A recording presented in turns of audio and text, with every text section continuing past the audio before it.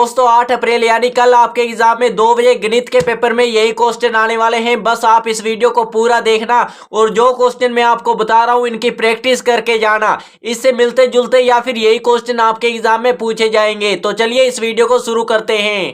Question number 1, 8/21 का गुणात्मक प्रतिलोम होगा। तो दोस्तों गुणात्मक प्रतिलोम का मतलब होता है कि अंश को हर में बदल देते हैं, हर को अंश में। यानी दोस्तों ये अंश है और ये हर है। तो दोस्तों 21 ऊपर चला जाएगा और 8 नीचे आ जाएगा, यानी 21/8 दे ऑप्शन आपका राइट आंसर होगा। और दोस्तों इससे रिलेटेड आपसे पूछा जाता है योज्य प्रतिलोम का। और योज्य प्रतिलोम का मतलब होता है कि कोई संख्या अगर प्लस में है तो वो माइनस में हो जाएगी, अगर माइनस में है तो वो प्लस में हो जाएगी। तो आगे क्वेश्चन नंबर 2, 6400 का वर्गमूल होगा। तो दोस्तों वर्गमूल कैसे निकालते हैं वो आप जानते होंगे अगर आपने अभी तक तैयारी की है। तो दोस्तों इसका आंसर है option number B 80। Question number 3, x का मान अगर 2 है, y का मान 3 है, तो 3x प्लस 3y का मान क्या होगा। सिंपली यहाँ पे x की जगह आपको 2 रखना है, y की जगह 3 रखना है। जैसे मैं यहाँ पे साइड में कर रहा हूं, 3 यहाँ पे x की जगह 2, फिर प्लस, फिर 3 यहाँ पे y की जगह 3। तो दोस्तों 3 को 2 से गुना किया 6, फिर प्लस 3 को 3 से गुना किया दोस्तों 9, यानी दोस्तों 9 और 6 कितने होते हैं 15। तो ऑप्शन नंबर ए आपका राइट आंसर होगा। तो चलिए आगे हम क्वेश्चन देखते हैं। क्वेश्चन नंबर 4, 3 की पावर 0 है का मान क्या होगा। तो दोस्तों आप सभी जानते हैं कि जिसकी भी घात 0 हो उसका मान हमेशा 1 होता है। यानी दोस्तों अगर आपका नाम रोहित है तो रोहित की घात अगर 0 है तो उसका नाम भी 1 होगा। अगर दोस्तों 525 है, उसकी घात 0 है तो उसका मान 1 होगा। तो इसका राइट आंसर होगा ऑप्शन नंबर स। यहाँ पे क्वेश्चन नंबर 5, रैखिक समीकरण का हल हो सकती है। तो दोस्तों ऑप्शन नंबर बी, कोई भी परिमेय संख्या रैखिक समीकरण का हल हो सकती है। क्वेश्चन नंबर 6, 3400 का 20% होगा। तो दोस्तों परसेंट कैसे निकाल लें, यहाँ पे कितना दिया हुआ है 3400, तो यहाँ पे पहले लिखेंगे 3400, तो गुणा में का मतलब गुणा में, तो दोस्तों 20%, 20 लिख कर 20% निकालते बटा में 100 करते हैं। तो दोस्तों 2 जीरो से 2 जीरो काटती 34 को, यहाँ पे दोस्तों 34 को 20 से गुणा करते हैं तो 680, यानी ऑप्शन नंबर बी आपका राइट आंसर होगा। यहाँ पे आगे देखते हैं क्वेश्चन नंबर 7। तो दोस्तों क्वेश्चन नंबर 7, वह सबसे छोटी संख्या ज्ञात कीजिए जिसमें संख्या 256 का गुणा करने पर पूर्ण गण प्राप्त होता है।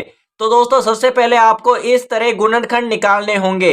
तो दोस्तों यहाँ पे क्या गुणनखंड निकले इसके, 2 गुणा 2, 1 2 3 4 5 6 7 8, 8 बार गुणा निकले। गण का मतलब क्या होता है कि 3 बार गुणा करना, और वर्ग का मतलब होता है 2 बार गुणा करना। बस ये 2 बातें याद रखनी है। गण का मतलब 3 बार, तो इसे 3 3 के जोड़े बना लेंगे। तो दोस्तों यहाँ पे क्या है कि 2 2 के जोड़े हैं, यानी दोस्तों अगर मैं यहाँ पे एक और 2 का जोड़ लगाऊं तो तब यहाँ पे 3 बनते हैं। इसलिए पूर्ण गण बनाने के लिए मुझे 2 से गुणा करना होगा। तो यहीं आप लिखेंगे, स्पष्ट है कि इसका पूर्ण गण बनाने के लिए इसे 2 से गुणा करेंगे, ये आपका राइट आंसर होगा। तो चलिए आगे हम देखते हैं क्वेश्चन नंबर 8। तो दोस्तों अगर आपका कोई क्वेश्चन में डाउट हो तो आप कमेंट जरूर करना। आपके एग्जाम से पहले मैं उसका डाउट क्लियर करने की कोशिश करूंगा, ताकि एग्जाम में आपका कोई भी नंबर ना काटा जाए। क्वेश्चन नंबर 8, ए प्लस बी स्क्वायर का गुणनफल ज्ञात कीजिए। तो दोस्तों ये क्वेश्चन बहुत आसान क्वेश्चन है, मैं आपको बता देता हूं इसका हल कैसे होगा। ए स्क्वायर प्लस बी स्क्वायर।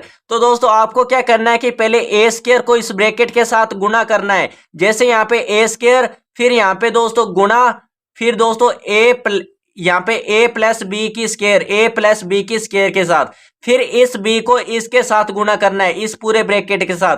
यहाँ पे लिखा बी को, फिर यहाँ पे ए प्लस बी की स्क्वायर, सिंपली यह करना है। उसके बाद आपको क्या करना है कि इसको इसके साथ गुणा करना है। ए स्क्वायर को ए के साथ गुणा किया ए क्यूब, फिर दोस्तों इस प्लस को प्लस, फिर ए स्क्वायर को गुणा किया दोस्तों यहाँ पे बी स्क्वायर के साथ। यहाँ पे लिखा ए स्क्वायर गुणा बी स्क्वायर, फिर यहाँ पे प्लस बी को दोस्तों पहले ए के साथ गुणा किया ए बी, फिर प्लस दोस्तों प्लस यहाँ पे फिर बी को बी के साथ गुणा किया बी क्यूब। तो दोस्तों ये आपका राइट आंसर होगा। सिंपली इस तरह आपको क्वेश्चन हल करना है।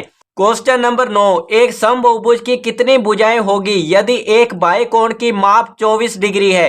तो दोस्तों मैंने आपको बताया था कि भुजाओं की संख्या ज्ञात करने के लिए सूत्र याद करना है आपको। 360 डिग्री बटा में एक बाएं कोण की माप। ये सूत्र आपके एग्जाम में पक्का पूछा जाएगा, तो दोस्तों ये आपको याद कर लेना है। यहाँ पे क्या दिया गया 360 डिग्री, ऊपर आपको 360 डिग्री, एक बाएं कोण की माप यहाँ पे 24 डिग्री दी गई है, यहाँ पे 24 डिग्री। जब आप 360 में 24 का भाग दोगे 15 आपका राइट आंसर आएगा। तो दोस्तों लिखना आपको तरह से है, शॉर्ट में है। तो चलिए आगे हम देख क्वेश्चन नंबर 10, 2x, 3x² फिर 4 सर्व गुणनखंड ज्ञात कीजिए।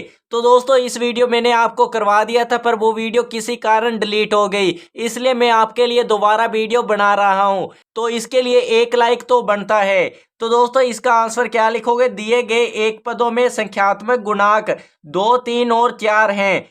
2, 3 और 4 का सर्वरोध सर्व गुणनखंड 1 है। तीनों एक पदों में सर्व यथार्थ प्रकटन नहीं है, अंतः सर्वरोध सर्व गुणनखंड 1 आंसर होगा आपका। अब हम बात करते हैं क्वेश्चन नंबर 11।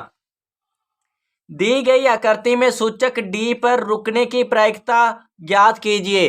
तो दोस्तों प्रायिकता का सूत्र 100% आपके एग्जाम में आएगा। क्या होता है, तो दोस्तों आपको क्या करना है, जो कुल होता है उसको नीचे लिखते हैं, जो पूछा गया है वो ऊपर। यहाँ पे कितने 1, 2, 3, 4, 5, 5 को नीचे बटा में डी कितने हैं यहाँ पर 1, तो 1/5 आपका राइट आंसर होगा। तो चलिए आगे हम देखते हैं क्वेश्चन नंबर 12। निम्नलिखित कथनों को पढ़कर सत्य और असत्य में से उपयुक्त पर सही का चिन्ह लगाइए। क्वेश्चन नंबर 1, संख्या 1809 2 से विभाज्य है। तो दोस्तों इसको आपको मैनेज करना होगा। मैंने आपको करवा दिया था, लेकिन किसी कारण वो वीडियो डिलीट हो गई, इसलिए मैं आपको दोबारा ये पेपर बता रहा हूँ। यहाँ पे 1809 फिर 2 से विभाज्य है। तो दोस्तों 9 यहाँ पर क्या है, एक विषम संख्या, और सम में 2 क्या है, सम संख्या।